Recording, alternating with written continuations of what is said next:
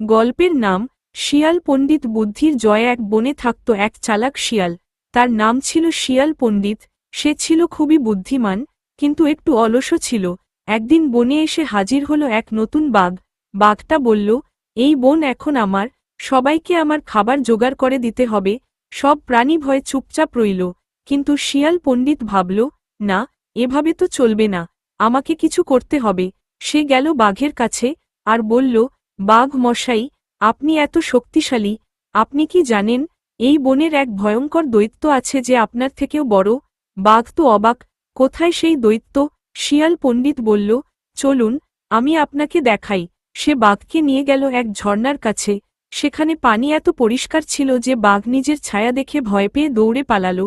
সব প্রাণী হেসে উঠল। শিয়াল পণ্ডিত আবার হয়ে উঠল সবার প্রিয় বন্ধু। শিক্ষা, সাহস আর বুদ্ধি থাকলে বড় শত্রুকেও হারানো যায়।